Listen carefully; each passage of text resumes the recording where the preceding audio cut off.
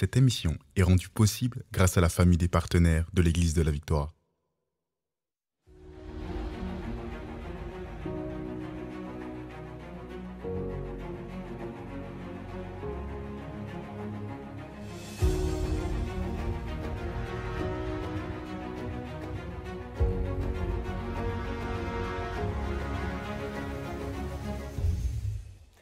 Bonjour et bienvenue à l'émission Parole de foi. Aujourd'hui, on est avec Pasteur Shamim Hosseini. Elle nous partage en fait sa vie. Hier, on a parlé de son témoignage personnel et comment le Seigneur s'est révélé à elle. Elle est passée de la religion à cette relation vivante avec Jésus-Christ. Et puis moi, ce que j'ai trouvé super de son témoignage, c'est que en fait, elle avait cette soif de Dieu. Elle voulait être avec Dieu. Elle voulait pas juste entendre parler des choses de Dieu ou connaître la religion à propos de Dieu, mais elle voulait marcher avec lui. Et hier, on a terminé en réalisant qu'elle avait vraiment rencontré Seigneur Jésus. Donc, gloire à Dieu et bienvenue encore une fois, Pasteur Shamim. Oui, c'est un plaisir, vraiment. Et oui, effectivement, dans la première émission, on a vraiment parlé de pourquoi faire le choix, en fait, de s'avancer davantage vers Dieu, de laisser la religion, mais de choisir une relation avec Dieu. Et ce qui est extraordinaire dedans, c'est que quand on cherche Dieu, il nous trouve. Ouais. Quand on le cherche, il se laisse trouver. Et si vous cherchez vraiment Dieu, eh bien, vous allez le rencontrer, c'est une certitude. C'est ça. Bien, on a lu hier, je vais relire le même texte Jérémie. dans Jérémie 29, au verset 11 jusqu'à 14. Je vais reprendre ce texte parce que c'est vraiment ce que Pasteur Shamim m'a dit, c'est vraiment la parole de Dieu. Donc, Dieu nous dit personnellement, on a une destinée en lui. Il dit, « Car je connais les projets que j'ai formés sur vous, dit l'Éternel, projets de paix et non de malheur, afin de vous donner un avenir et de l'espérance. » Ensuite, au verset 12, Dieu dit, « Vous m'invoquerez. Vous m'invoquerez et vous partirez, vous me prierez et je vous exaucerai. Vous me chercherez et vous me trouverez. Et vous, si vous me cherchez de tout votre cœur, je me laisserai trouver par vous, dit l'Éternel. » C'est ça qui est merveilleux. Donc, si on cherche Dieu, il va se révéler à nous. Puis toi, tu étais jeune, tu as accepté Seigneur, tu avais 13 ans. Et puis, ce qui t'a vraiment touché, c'est les yeux de tes cousines qui étaient enflammées d'amour pour Dieu. C'est ça. Tu voyais la vie de Dieu. Donc, tu as accepté le Seigneur. Est-ce que tes cousines t'ont enseigné sur comment prier, comment lire la parole et tout ça? Quand j'étais là-bas en Côte d'Ivoire, quand j'ai accepté le Seigneur dans cette année-là, je crois que c'était en 93, eh ben, j'ai acheté ma première Bible avec tout mon argent de poche. Wow, je ne voulais pas partir sans Bible. Mais aussi, pourquoi est-ce que j'ai acheté la Bible? Parce que mes cousines m'ont dit, quand j'ai accepté le Seigneur, au début, je leur avais dit, j'aime déjà Jésus, je n'ai pas besoin de lui donner ma vie, elle m'appartient. Parce que je n'avais pas compris le concept. Et j'étais jeune, il y a beaucoup de choses que je ne comprenais pas tout à fait. Et elles m'ont dit, ah mais il faut que tu lui donnes ta vie parce que s'il revient, parce qu'il va revenir, elles m'ont dit, s'il revient, il va nous prendre, nous, il va te laisser et il y aura plein de guerres sur la terre. J'ai fait, ah bon? Donc elles m'ont dit que en fait, c'est comme une autorisation pour le Seigneur de nous prendre dans toutes sortes de difficultés. Donc, quand elles m'ont dit ça, elles m'ont parlé donc de l'Apocalypse. Et là, dans mon cœur de 13 ans, j'ai fait non, je veux pas, je veux pas que Jésus me laisse, je veux aller avec lui. Et quand il y a eu un appel au salut à l'église le dimanche d'après, j'étais la première à courir. Je veux Jésus. Et j'ai accepté le Seigneur plusieurs fois dans ma vie parce que je voulais m'assurer que j'étais avec lui et qu'il était avec moi. On n'a pas besoin de faire ça, juste pour ceux qui nous suivent. On n'a pas besoin de l'accepter tous les jours. Une seule fois, le Seigneur est fidèle, il a compris. Mais des fois, nous, on est insécure, on ne sait pas trop. Donc, on avance à plein de reprises. Là, exactement, parce qu'on découvre la foi. C'est nouveau pour nous. Et la plupart des nouveaux croyants, ils veulent tellement être avec Dieu qu'on fait tout. Moi, je me suis fait baptiser 3 fois aussi. C'est-à-dire, j'ai toujours eu envie comme d'être tellement avec Dieu. D'être sûr que je suis avec Dieu. Et sachez dans tous les cas que si vous avez donné vos vies au Seigneur, il est avec vous et vous êtes avec lui. Il dit qu'il ne vous abandonnera pas. Jusqu'à la fin du monde, il sera avec vous. Donc, le Seigneur est effectivement avec vous. Du coup, l'Apocalypse, moi, ça m'a... Le fait d'avoir qu'elle aimait parler de l'Apocalypse, là, je me suis dit, tiens, j'aimerais aller lire la Bible. Parce que j'ai réalisé que Dieu avait annoncé des choses à venir. Donc, comment est-ce qu'elles savaient ça, que Jésus allait revenir et qu'il allait emporter le monde? C'est qu'elles avaient lu ça quelque part. Elles avaient une révélation de l'avenir. Et là, je me suis dit, Dieu peut nous parler, nous montrer les choses devant nous. Comme on l'a lu dans Jérémie 29, je vous révélerai. Et bien là, je me suis dit, il faut que j'ai la Bible parce que je veux connaître les choses que Dieu dit aux gens. Donc, c'est du haut de mes 13 ans, c'est ça. C'est pour ça que j'ai acheté la Bible et que j'ai commencé à la scruter tout doucement les soirs quand mon père dormait. J'avais une petite Bible des Gédéons, là, j'avais un Nouveau Testament et je scrutais, j'essayais de trouver des révélations dedans. Une chose que tu disais hier, c'est que, bon, tu as accepté Seigneur à cause de ta famille, et puis, mais tu t'es pas retrouvé à l'Église tout de suite parce que ton père était musulman, ta mère était catholique, et puis, ben, tu as cheminé un peu toute seule, c'est ça? Oui, j'ai cheminé toute seule, mais j'étais vraiment sauvée parce que entre mes 13 ans et mes 22 ans, là, j'ai amené beaucoup de gens à Christ. Quand j'étais à l'école, j'ai des amis d'école aujourd'hui, quand j'avais 15 ans, 16 ans, qui sont au Seigneur parce que je les avais amenés au Seigneur à cette époque-là. Je parlais, quand les gens ils avaient des problèmes, je leur parlais de Jésus. Parce qu'il faut dire que mes parents étaient médecins. Donc très tôt, ben, j'étais en contact avec le fait que l'homme peut guérir. Et quand j'étais 3, 4, 5 ans, là, dans les médecins, ils reçoivent plein de médicaments parce qu'ils prescrivent et ils ont des échantillons. Donc, j'étais souvent dans le cabinet de ma mère, j'étais souvent avec elle dans ses consultations parce qu'elle était pédiatre. Et puis, j'aimais la voir aider les gens, en fait. Donc, je savais qu'on pouvait guérir, et etc. Et depuis que j'étais petite, je voulais guérir les gens. Donc, des fois, je disais à ma maman, je serais docteur et pharmacien, parce que comme ça, j'aurais tout ce qu'il faut pour guérir les gens. Mais là, tu fais ça aujourd'hui. Ben, c'est ça, justement. Mais pas en tant que médecin. Médecin, mais avec la parole de Dieu qui guérit également. Et donc, j'ai toujours eu ce désir-là de voir les gens en pleine possession de leur identité. Du coup, quand j'avais 13 ans, 14 ans, c'était l'âge où les premiers amours, etc. Donc, j'avais des copines souvent qui avaient le cœur brisé. Il y avait plein de choses qui se passaient dans l'adolescence. Et honnêtement, c'était l'occasion pour moi. Je leur partageais ce que j'avais de mieux, ce que je connaissais. J'avais juste Jésus. C'est le seul qui m'accompagnait, c'est le seul que j'avais. Et comme mes parents étaient des fonctionnaires internationaux, on voyageait régulièrement. On passait de pays en pays, 2-4 ans, 2-4 ans. Mon père était réaffecté. Donc, tu habitais au Bénin, tu es native du Bénin? J'ai quitté le Bénin à 9 ans. OK. Puis tu as voyagé dans quel pays? Au début, on était au Cameroun. On a fait le Cameroun pendant quelques temps. Après, on a fait Madagascar, le Congo, le Mali. Et je ne sais plus où est-ce que mon père s'était arrêté. Wow, mais c'est beaucoup de pays quand même. On voyageait, c'est ça, et dans en Côte différents d'Ivoire, c'était juste en visite? En Côte d'Ivoire, c'était... Ma tante habitait là-bas, qui était ivoirienne. Et ma mère est née en Côte d'Ivoire aussi. Donc, on a de la famille là-bas. Donc, pendant les grandes vacances... ma mère nous envoyait avec nos cousines. Elle dit, allez, vous allez passer un mois chez votre tante en Côte d'Ivoire. Vous allez être avec les cousins. C'était vraiment le fun et c'est comme ça que j'ai connu le Seigneur. Mais à travers tous ces voyages, la seule personne qui me suivait, c'était Jésus. Ça aussi, ça me faisait tellement de bien. Je me disais, ah, je vais encore partir et tout, je vais perdre mes amis et tout. Et là, tu vois, j'ai encore les larmes aux yeux. Mais je me disais, oh, mais Jésus, il est avec moi, il est avec moi. Il est le seul avec qui je vais partir. Et puis, je vais affronter ma nouvelle saison avec lui. Donc, il était la seule sécurité, en fait, pour moi. Et c'était une grande valeur, une grande richesse. Du coup, c'est lui que je partageais aux gens. Quand les gens avaient des difficultés, c'est tout ce que j'avais et c'est aussi ce que je donnais. C'est génial. Puis, ben, c'est ça, vu que ton père, comme je disais, était musulman, ta mère catholique, tu n'as pas été élevé chrétiennement, tu étais élevé dans la foi religieuse, mais toi, tu avais ta propre relation avec Dieu. Puis comment est-ce que tu es arrivé un jour à intégrer une famille chrétienne, une église? Comment tu as pu intégrer? Pourquoi tu pensais même que c'était important pour toi? Ben, déjà, j'ai accepté le Seigneur dans une église et avec des évangéliques. Donc, j'ai eu un instant, en fait, j'ai pu voir leur foi. C'était des gens qui avaient l'air d'avoir une foi actuelle, vibrante, au quotidien. Et j'avais compris que la foi pouvait s'exprimer de cette façon-là. Pas à travers des codes, mais à travers une vraie relation avec Dieu.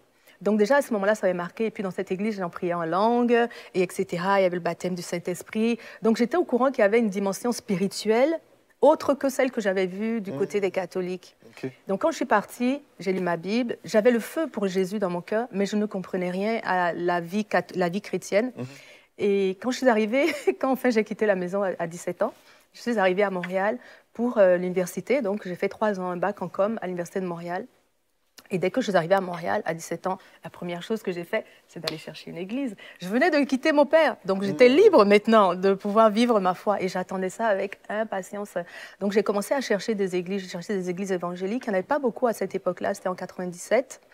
Et j'en connaissais pas beaucoup. J'en connaissais, oui, il y en avait, mais... Il y en avait beaucoup, je pense. Ouais, voilà, peut-être que... Pas dans ton univers. Et je rends grâce à Dieu pour ça, dans tous les cas, parce qu'il m'a bien guidée. On a dit qu'on a une destinée en Dieu, et Dieu a des projets vraiment glorieux pour nous. Et une fois, mais j'ai commencé à chercher, et finalement, j'ai atterri à l'Église catholique. Pourquoi? Parce qu'au-delà d'avoir une communauté, je voulais servir le Seigneur.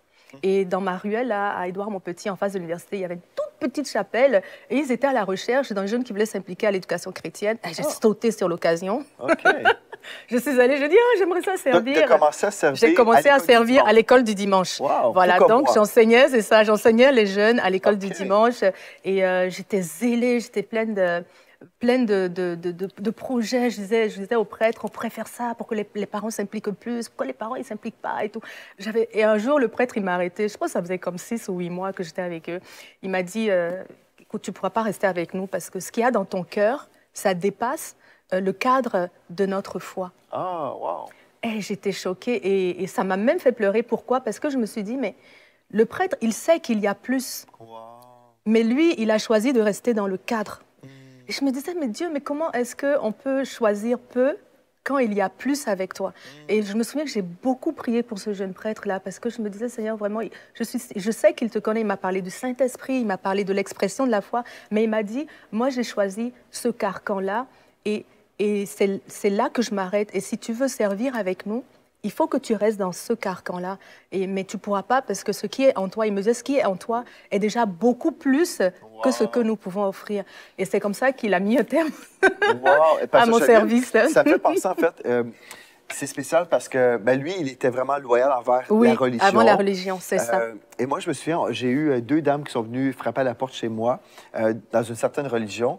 Et puis, en fait, en parlant avec elles, moi, j'ai eu le désir d'apprendre à les connaître. Pas juste parler de leur théologie. Parce que souvent, c'est ça qui se passe quand il y a des gens qui viennent frapper à la porte.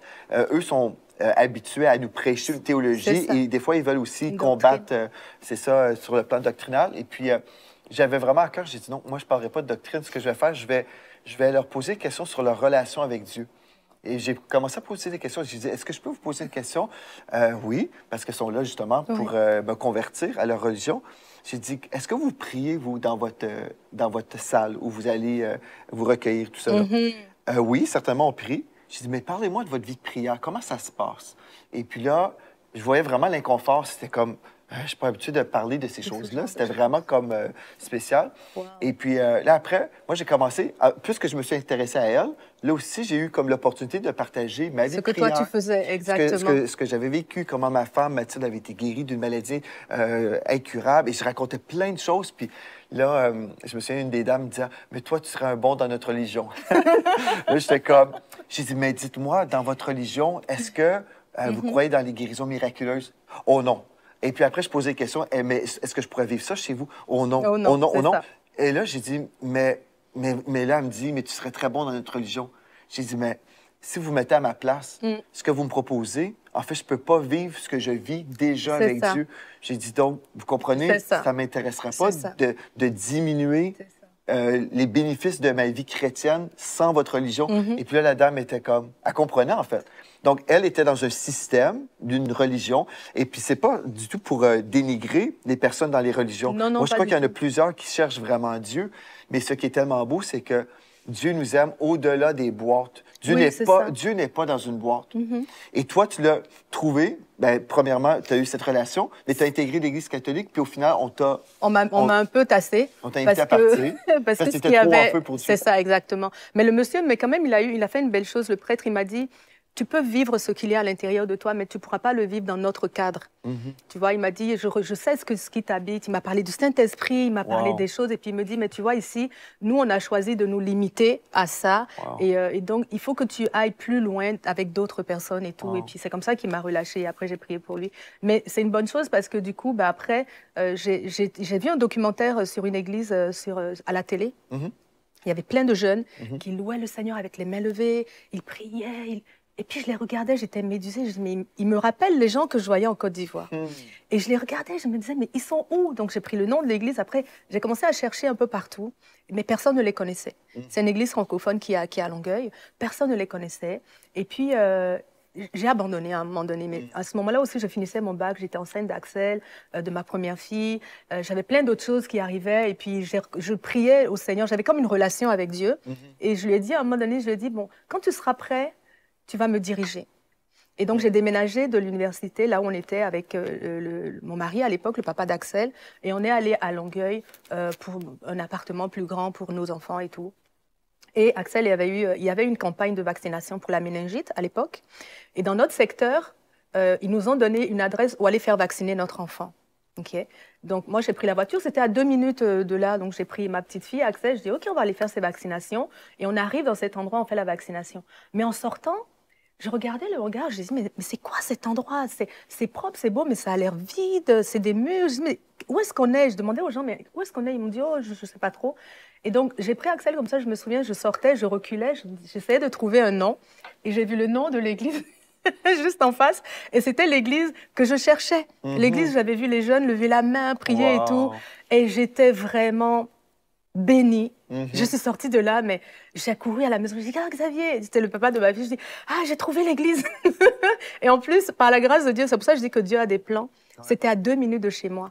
Et j'étais une jeune maman à l'époque, hein, j'avais 22 ans, j'avais fini mon bac et tout, mais j'avais besoin de temps pour ma famille, mais je voulais aussi l'église. Du coup, qu'elle soit proche de chez moi, c'était génial. Et c'est là que j'ai commencé à aller à l'église à 22 ans. J'allais à l'église 5 fois par semaine.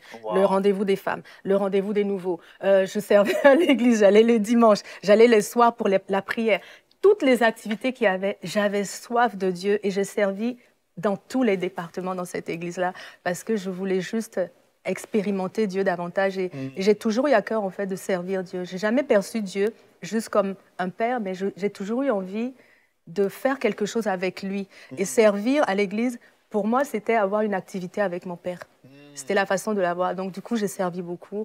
Et c'est là que j'ai commencé mon enseignement, d'aller à l'église, le culte et tout.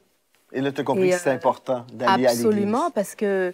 Mais moi, je voulais aller à l'église, en fait. J'ai toujours voulu aller... En fait, pour moi, ça n'a jamais été une question.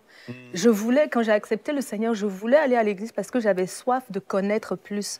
Et pour moi, c'était à l'église qu'on apprenait à marcher dans la foi et à marcher et à améliorer notre relation avec Dieu. Je savais qu'il y avait les fruits de l'esprit aussi. Je voulais comprendre mieux c'est quoi le Saint-Esprit. En fait, je voulais aller à l'église parce que je voulais apprendre plus de Dieu. Tu avais soif. Donc, ça a toujours été le cas. Et vraiment, à l'église, j'ai appris, j'ai été baptisée du Saint-Esprit, j'ai reçu des visitations du Seigneur.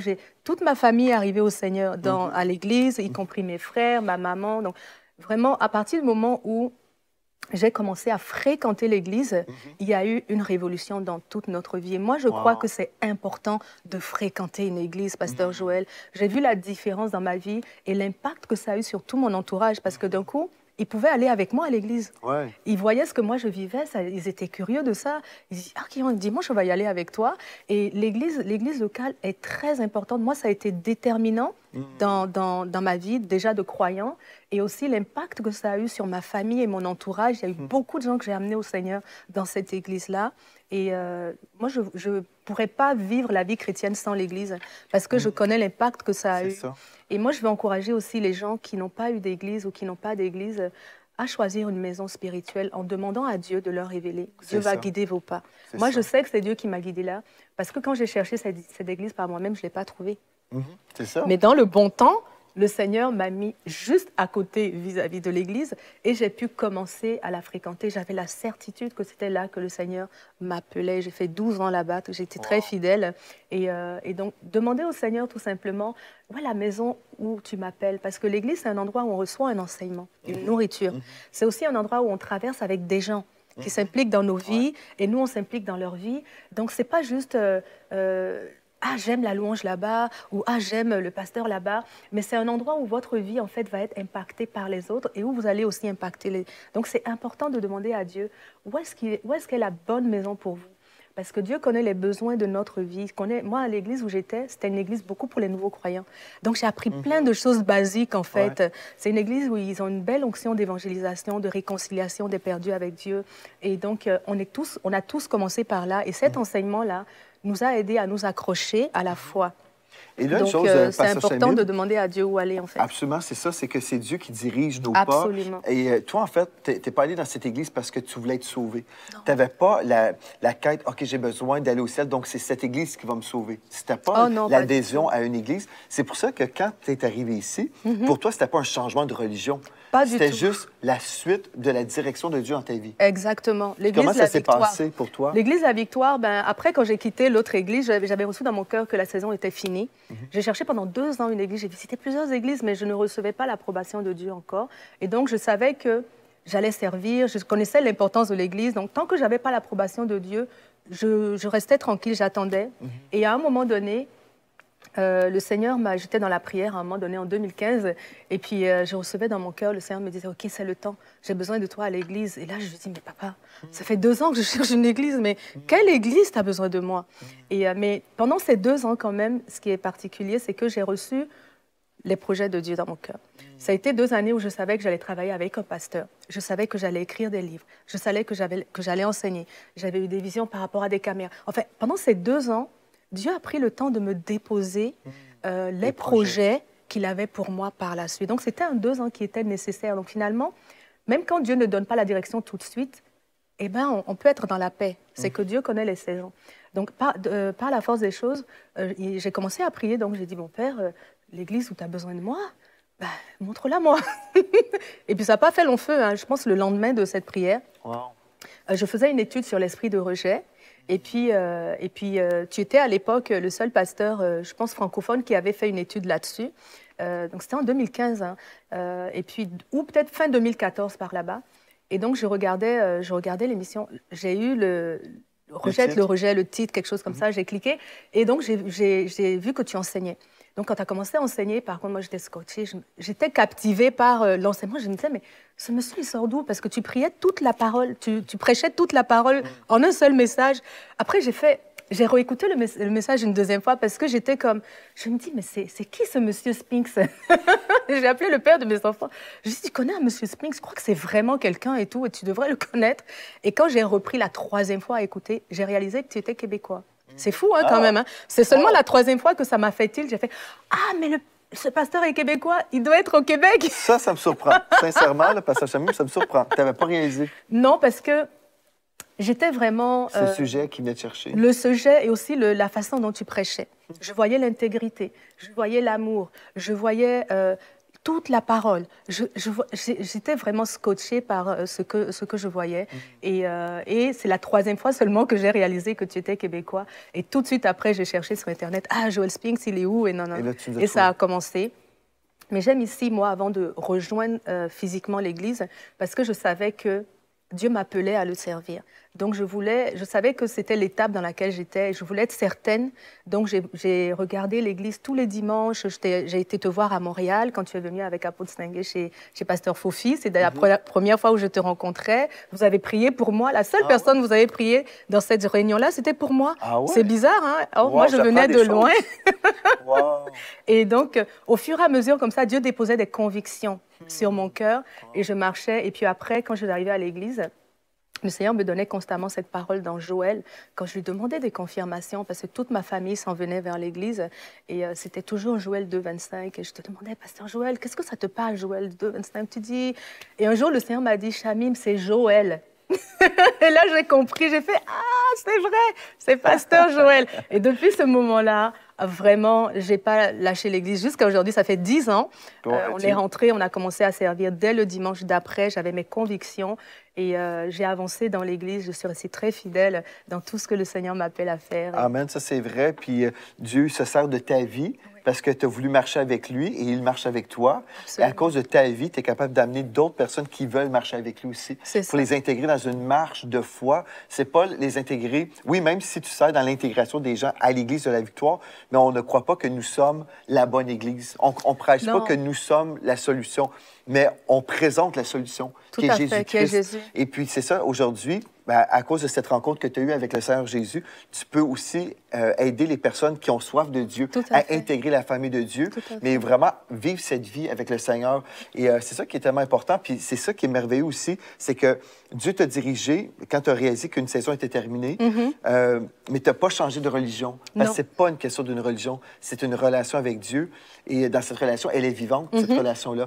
Dieu ne veut pas qu'on soit stagnant, il veut qu'on s'approche toujours plus de lui. Et puis, pendant une saison, tu as été formé, comme tu disais, dans des enseignements sur l'évangélisation, des choses pour la vie de foi, de base. Après, l'Esprit de Dieu voulait que tu apprennes des choses différentes et plus. Et tu es allé de gloire en gloire. Je pense que c'était aussi une saison où Dieu voulait toucher toute ma famille. Donc, dans la première saison, je bénis le Seigneur pour ça parce que quand même, à travers cette saison-là, il a ramené beaucoup de ma famille à lui. Bien, gloire à Dieu. Donc, on voit vraiment comment... Il y a une continuité. C'est ça.